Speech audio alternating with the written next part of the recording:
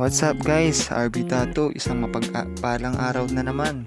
Dahil tayo ay sinubok na naman ng panahon dahil meron na naman sa ating nag-walk-in na nagpapatattoo. Si client nga pala ay dati pang nagpatattoo sa akin dati.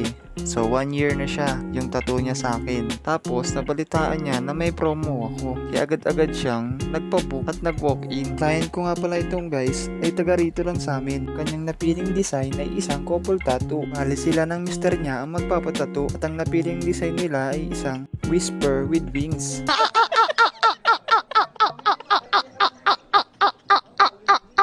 Joke lang po. Dito nga guys ay inuumpisahan ko na ang pagtatattoo. At ang design nga pala nila guys ay prinihan ko na lang dahil wala akong printer. At dahil this oras na rin ng gabi ay wala nang bukas na magpapaprint. Sabi ko naman sa kanila guys ay kaya ko naman i-drawing. Kaya nagtiwala naman agad sila sa akin. Kaya agad-agad nga guys ay inumpisahan ko na ang pagtatattoo. At gumamit nga pala ako dito guys ng paborito kong needle, ang 3RL. Sa mga nagtatanong nga pala guys kung bakit favorite ko yung 3RL dahil maganda po siyang gamitin. Sa maliit o pang malaki ang detalye man ay kayang-kaya ng 3RL. At ang ink nga pala guys na gamit ko ay isang triple black. Dahil sa triple black guys ay tatlo agad ang magagamit.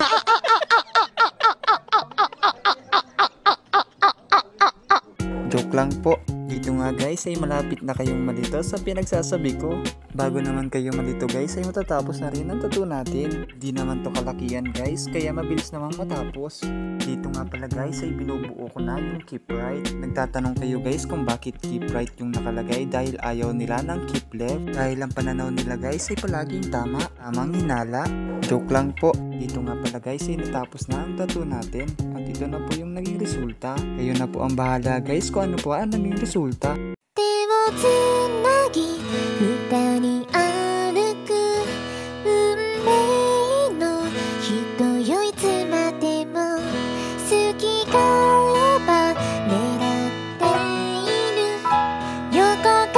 Yan lamang po. Maraming salamat.